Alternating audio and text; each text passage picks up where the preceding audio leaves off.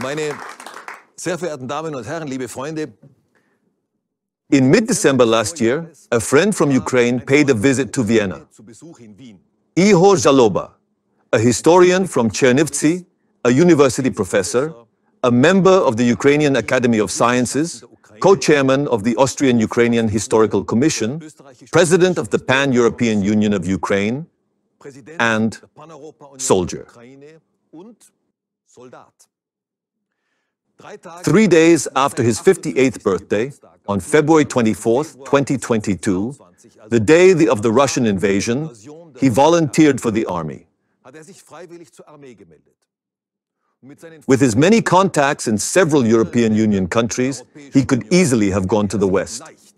But for him, that was out of the question. He repeatedly explained to his students that, as responsible citizens, they themselves are responsible for the further development of Ukraine. How could he then have gone abroad in such a situation? Should he have waved at his students from afar and said, "Great that you are defending your country, whereas I am safe"? Such an attitude does not befit him.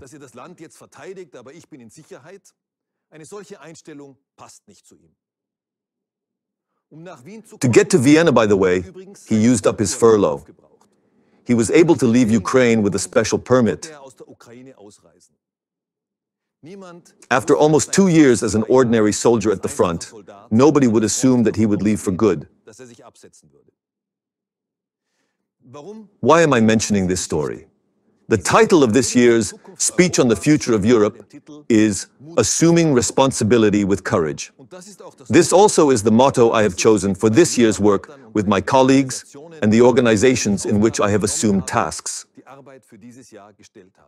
This motto is indeed a challenge, because as long as life is taking its normal course, as long as we live in peace and prosperity, it is so easy to say, "I take my responsibility, do my work, get involved here and there." But how much courage does it take in an exceptional situation such as an attack on one's own country, freedom, independence, the value system one thinks one stands for, on one's family, etc., to really take full responsibility?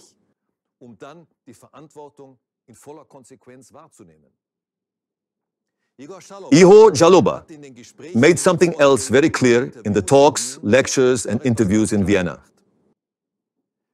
Ukraine is not just about Russia's war against Ukraine. It is about Europe's defense against a despotic system. An axis of Moscow, Beijing, Pyongyang, and Tehran is challenging our system of values. A value system that is based on rules, on international law, and not on violence and destruction. What would happen if Russia won the war against Ukraine? Not only would a European country be completely destroyed, not only would millions more refugees arrive in the countries of the European Union, but Russian troops would also be on the borders with Hungary, Slovakia, Romania, and Poland. Europe would be open to any further aggression from the despotic regime in Moscow. Now many will say, well, Putin, after all, will never attack NATO. I also hope that this is the case. But let's be honest with ourselves. The European Union, this economic giant, the wealthy West, has not yet managed to sufficiently step up its production capacities for various types of ammunition to achieve clear firing superiority through its supplies to Ukraine.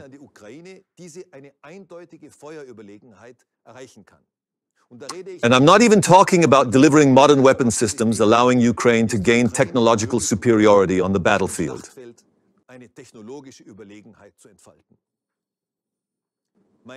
Ladies and gentlemen, some of you will certainly remember Enrico Berlinguer. He was Secretary General of the Italian Communist Party during the Cold War between the East and the West. One of the so-called Euro-communists. My father occasionally quoted him with a statement in which he, Berlinguer, said, "You have to take seriously what the Russians are telling us." I advocate listening carefully to what Vladimir Putin himself and his propagandists keep telling us. Not to fall into a paralysis of fear and bury our heads in the sand, in the mistaken belief that if we leave Ukraine to Putin, everything will return to the way it was before February 24, 2022. But to allow us to make a clear assessment of the situation and regain the courage to take the responsibility that Europe, the Western world, now need. Putin does not want peace. He has fully transformed Russia's economy into a war economy. This means that he is expecting a long war. He has no regard for his population, whom he is exhausting in brutal infantry attacks. He clearly tells us that he wants a new world order. He had clearly been denying Ukraine's right to existence before the annihilating attack on it. He and his propagandists are clearly and unambiguously telling us that they see at least the eastern half of Europe, what was once the Eastern Bloc, as their domain. If we take into account the statements from Moscow, it also becomes clear why those voices who believe that every weapons delivery to Ukraine only serves to prolong the suffering and causes even more deaths are wrong. The opposite is the case. The sooner we empower Ukraine with our support to drive the Russian army of destruction out of the country, the sooner the war will be over. And when we talk about an attack, we must not just see it as a military attack only. For years, we have been witnessing a massive influencing campaign run by Moscow on European countries. This includes the attempted coup in Montenegro in 2016, as well as the activities of the so-called Humanitarian Center in Nis, Serbia. In reality, this is nothing else but a large Russian espionage facility. Let us think of the various disinformation campaigns making their way through European society. Let us think about the Russian narratives still anchored in many people's minds in this country. Stories such as those about civil movements in eastern Ukraine and Crimea in favor of joining Russia are just as much lies as the claim about the ban on the use of the Russian language in Ukraine. Nevertheless, these stories keep coming back. Another such persistent narrative is the story that shortly before German reunification, the West had promised Moscow that NATO would not expand.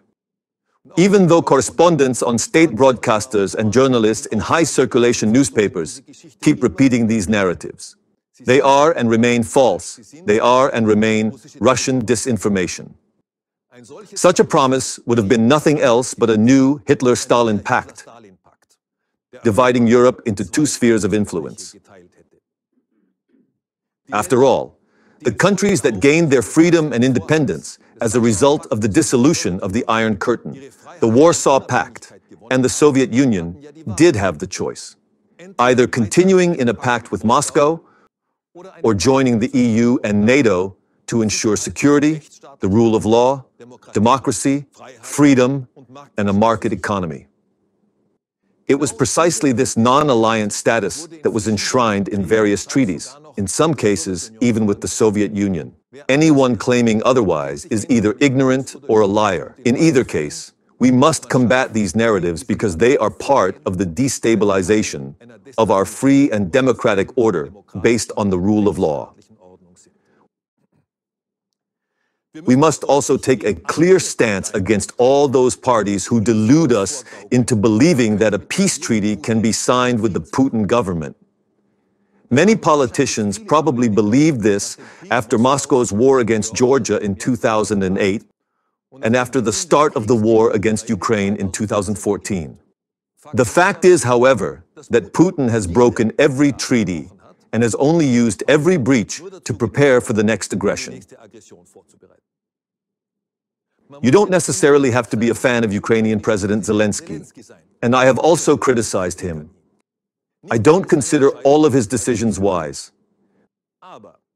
But leaving the hall during a speech by Zelensky in the Austrian parliament, where he connected online, in order to then demonstrate for neutrality in front of the parliament with Russian flags, shows a serious tendency towards high treason. Anyone allowing such parties and politicians to dictate the content of the political debate has lost all claim to leadership. Ladies and gentlemen, let me give you a concrete example to illustrate this last sentence. Ukraine has asked Austria, among other countries, for demining equipment in the liberated areas.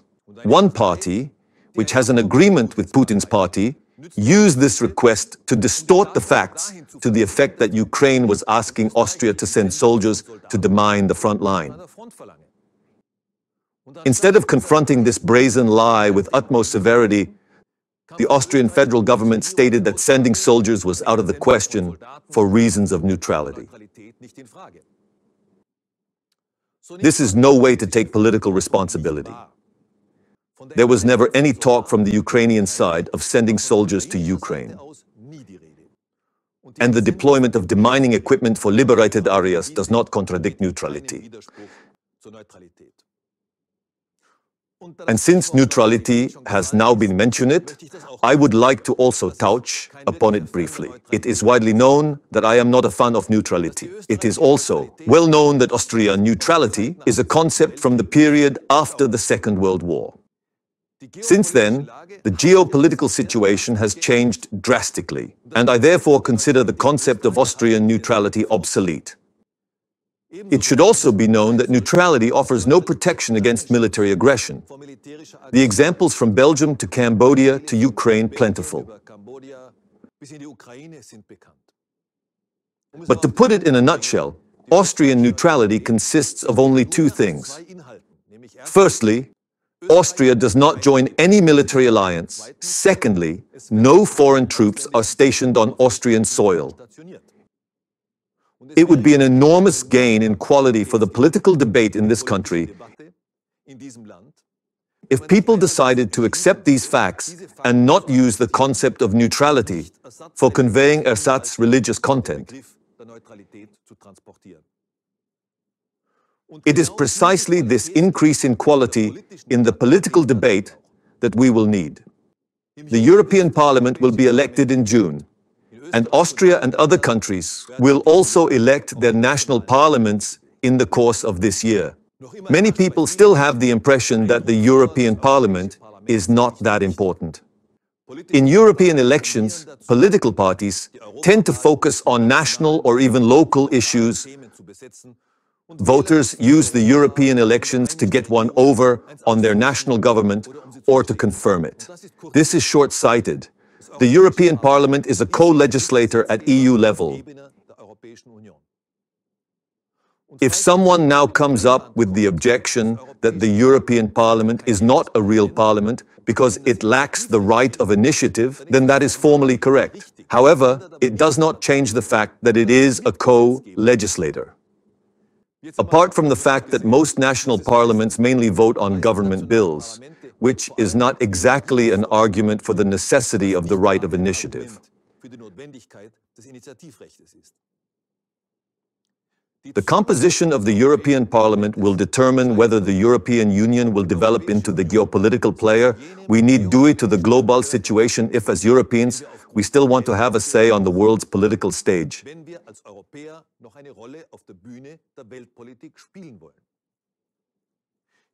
Time and again, voices emerge, mostly from populist movements, who want to return the European Union to a pure customs union, who want to abolish direct elections of the European Parliament in order to send delegates from national parliaments to Strasbourg instead, who dream of reducing all supranational elements of the EU to pure intergovernmental, i.e. purely interstate cooperation, or who want to return to the nation-state altogether.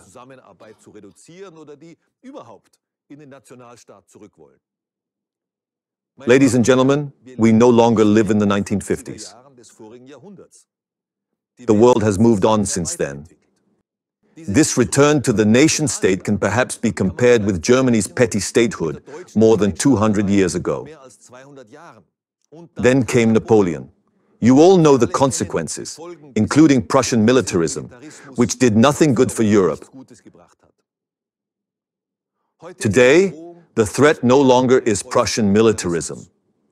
Many would even be pleased if Germany were to give up its dithering in European security policy. The threat today lies in the aforementioned axis of Moscow, Beijing, Pyongyang, and Tehran. And then there are many powers that have not yet decided which side they want to take. Certainly, the European Union is far from perfect. The EU needs internal reforms, no doubt about that. The EU was created from the experiences from 2 world wars. The aim was to prevent wars within this community. That has also been achieved. The EU has also succeeded in expanding the realm of democracy and the rule of law by admitting new member states. Let us just think of the accession of Spain, Portugal, or Greece, which prior to accession had had military governments. Let us think of the admission of many Central European countries that had previously been ruled by communism. To a considerable extent, European unification was inward-looking. In the shadow of the East-West conflict, this was justified. In the phase of Europe's reorganization after the end of the Iron Curtain, it was still understandable and also had positive political and economic effects as a consequence of enlargement policy. In the current global political situation, however, keeping up this inward orientation would be tantamount to a head-in-the-sand policy. This is why the geopolitical orientation of the European Union is the order of the day. Incidentally, this geopolitical orientation was already part of the pan-European concept for European unification 100 years ago. So it is time we started to implement it. Ladies and gentlemen, dear friends, you will no doubt remember the reports in December last year about missile attacks by Houthi rebels from Yemen on ships in the Red Sea, whose route was to pass through the Suez Canal. You may have read in the business news that companies in Europe have extended the Christmas vacations for their employees. This was not due to entrepreneurial initiatives striving to boost the leisure industry, but it rather was the result of these missile attacks in the Red Sea. It has simply become too unsafe for shipping companies to take the short route through the Suez Canal, and the route via the Cape of Good Hope takes weeks longer. During the Russo-Japanese War some 120 years ago, no worker in any European country would have been interested in this conflict. The news had got cold by the time it reached us. Today, a few missiles fired by some terrorist group on the southern tip of the Arabian Peninsula affect European workers directly.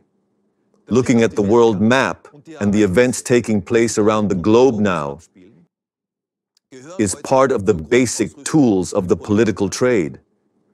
Anyone dreaming of a return to the nation-state should be sent off to a museum of oddities, but most certainly has no place in the European Parliament or any other political function. In this day and age, we can no longer view conflicts and wars in isolation.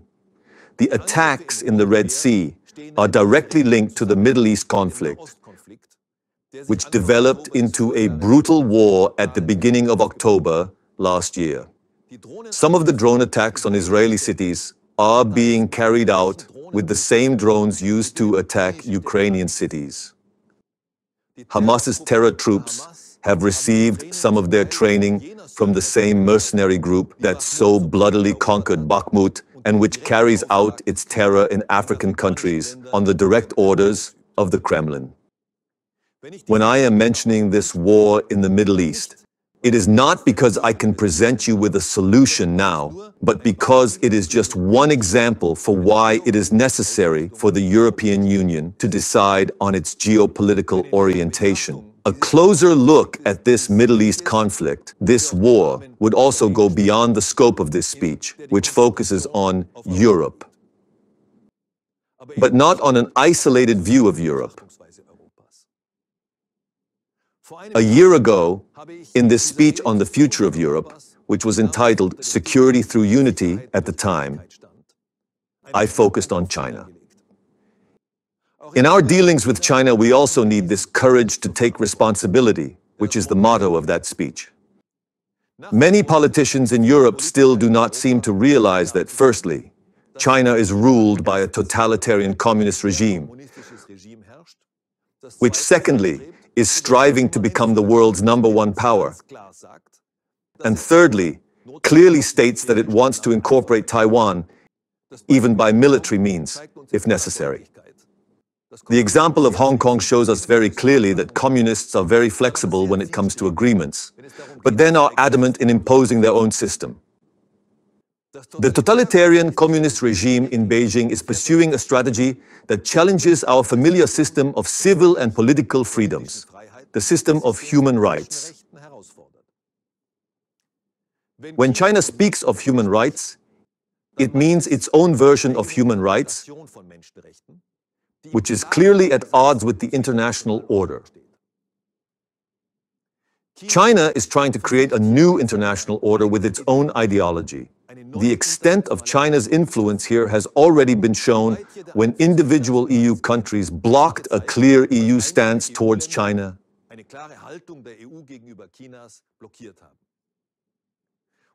Now, I will probably provoke strong objections from many representatives of political correctness, but in my opinion, the Italian head of government, Giorgia Meloni, has shown the courage to take responsibility. She withdrew Italy from the Chinese New Silk Road project because this project not only means economic cooperation for China, but also pursues clear political goals of exerting influence. The EU has defined China as a systematic rival, but no real consequences have yet been drawn from this.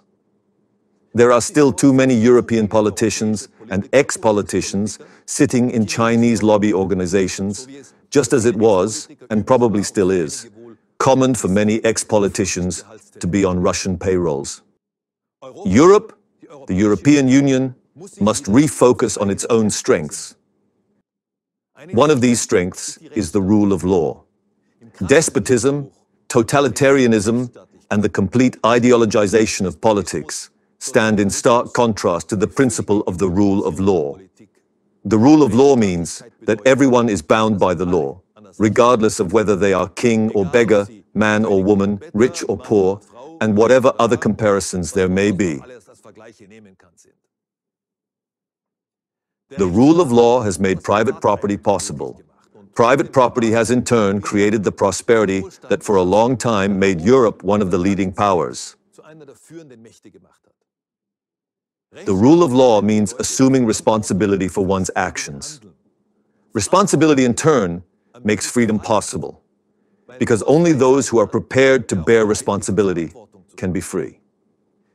At the same time, responsibility is the only guarantee of freedom, because those who are not prepared to take responsibility must bow to the orders of others and therefore have no freedom. We must keep emphasizing this again and again, because neither freedom nor the rule of law can be taken for granted.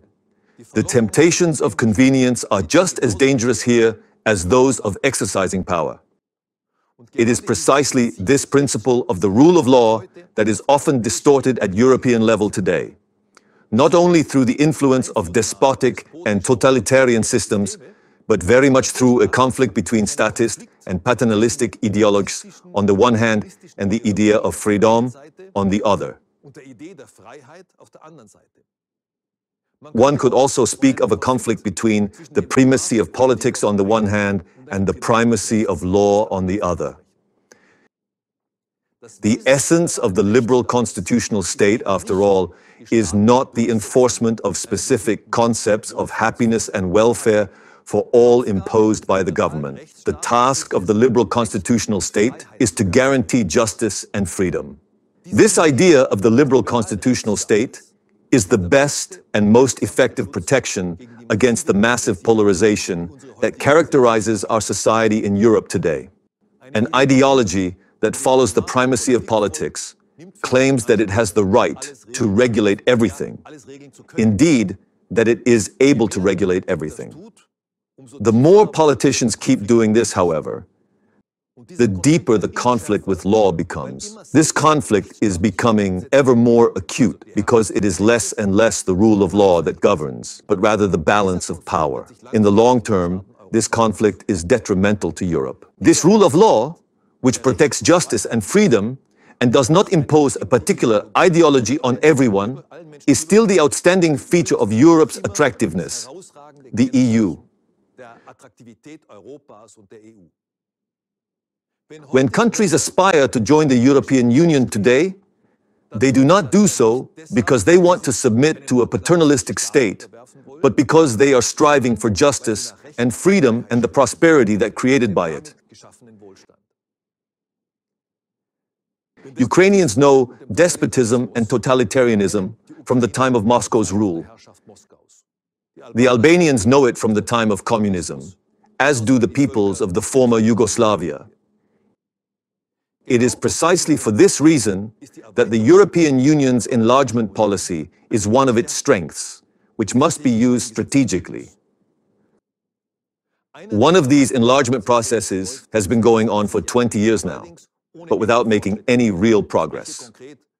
I am talking specifically about the countries of Southeastern Europe, or in EU jargon, the Western Balkans. In 2003, these countries were promised admission to the EU. 20 years later, negotiations have not even been opened with all countries. The main reason for this, of course, is politics in these countries.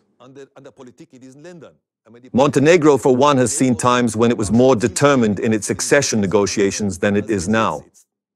The lacking rule of law in Albania is hard to overlook. However, it is also largely due to the lack of objectives in EU policy. If 27 individual countries pursue individual goals, and if these goals are nothing more than a blockade, there can be no progress. The money that flows into the region partly cements the political structures and keeps the same groups in power without any motivation for implementing reforms, as the current situation provides them with access to money anyway. Bosnia-Herzegovina is a good case in point. Milorad Dodik, the strongman of the Republika Srpska, can continue his policy of destruction without any problems. The building sites in the capital of Banja Luka testify to the growing Russian influence every day. The Dayton Agreement ended the war, but did not create a stable order. Creating this is one of the tasks of European foreign policy. Moscow should not be heeded. Moscow's influence only serves to destabilize Europe. Serbia's strongman, Alexander Vučić, has been pampered for years. He comes from the nest of war criminal Slobodan Milosevic. His policy is only better because he is no longer waging war on the entire Balkans. However, his fires against the Republic of Kosovo are recognizable to the blind. His government has nothing to do with democracy and the rule of law. The massive manipulation of the elections last December is just one example.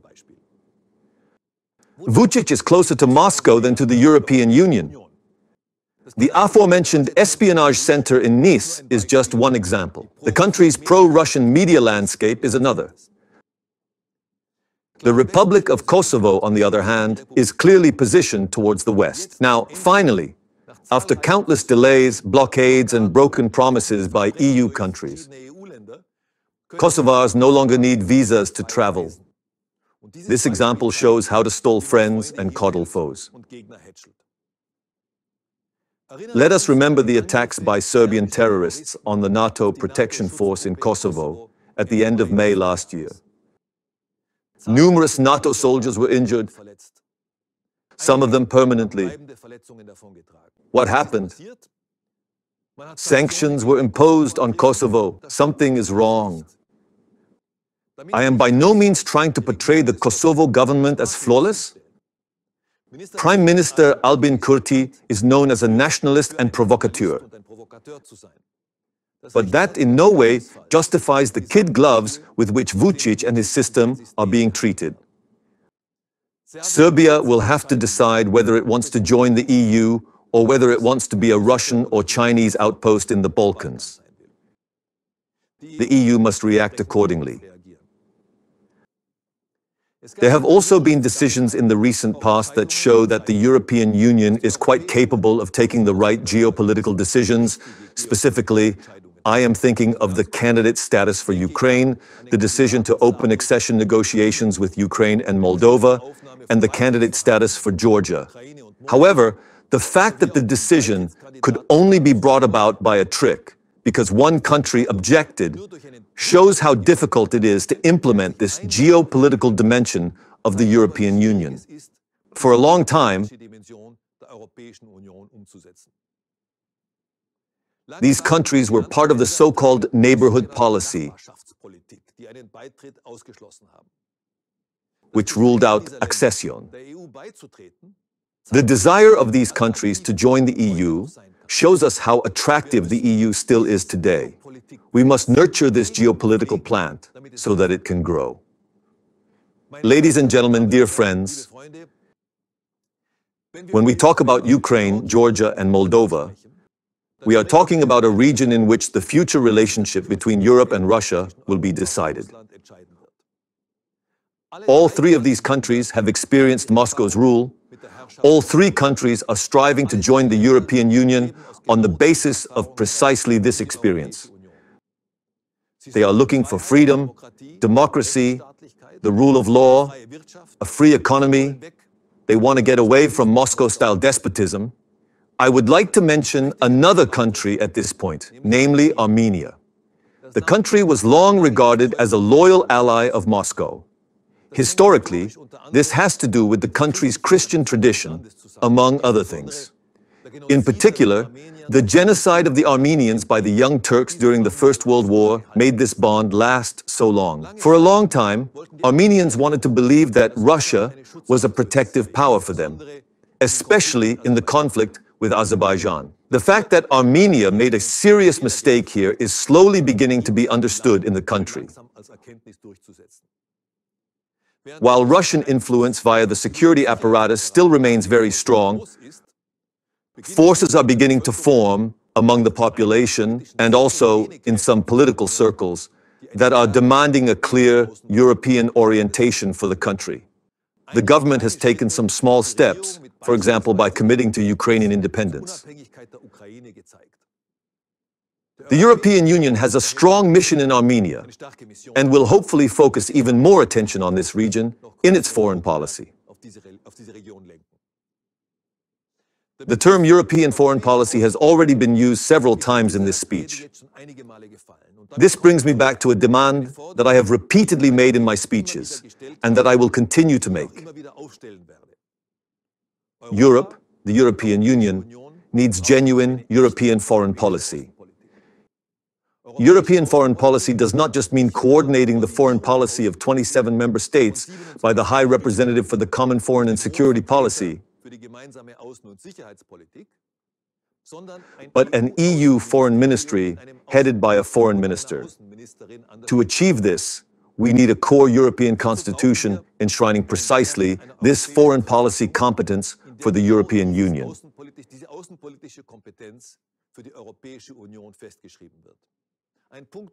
Incidentally, this would also meet all the requirements of subsidiarity.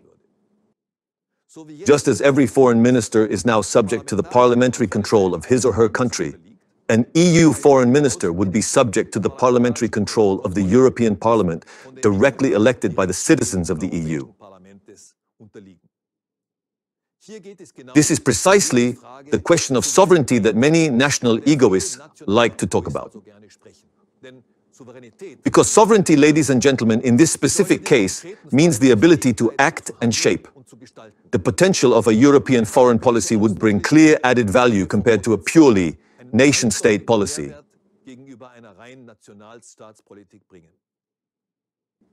Of course, this European foreign and security policy includes European protection of the external borders. It goes without saying that Romania and Bulgaria are just as much a part of the Schengen area as Croatia. This freedom to travel within the EU is probably one of the greatest achievements of European unification. This has nothing to do with the asylum issue or illegal migration. But it does include the protection of European external borders. This was also envisaged when the Schengen area was created. The European Parliament has taken a very clear position on this. I am aware that this genuine European foreign and security policy cannot be achieved overnight. It is a long-term goal, but one that is worth working towards. The challenges facing Europe demand that we break away from small statehood and think in larger dimensions, especially when it comes to foreign and security policy. I have already mentioned some of the challenges we are facing. When I talk about European foreign policy, I am also thinking about Africa policy, without wanting to go into that now. I am also thinking of a Latin America policy, and am specifically referring to the trade agreement with the Mercosur states. It has long since been negotiated. Experience shows that trade agreements serve the prosperity of all parties involved. The fact that an exporting country like Austria, among others, is blocking this Mercosur agreement in rare unity from left to right, with the exception of a small liberal party, shows that some courage is still needed in the exercise of political responsibility.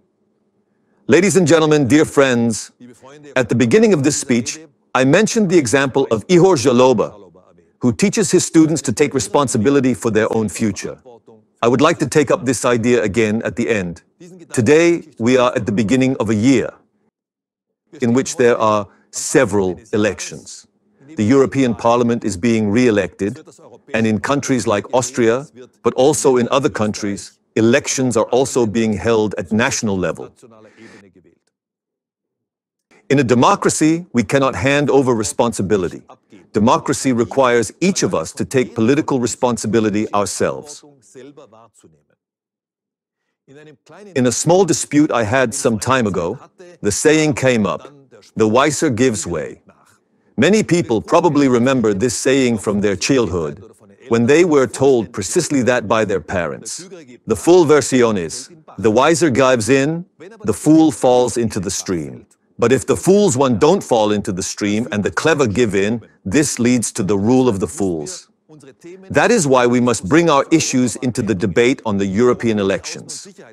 European foreign and security policy, enlargement policy, support for Ukraine, the defense of democracy, a free economy, freedom, and the rule of law.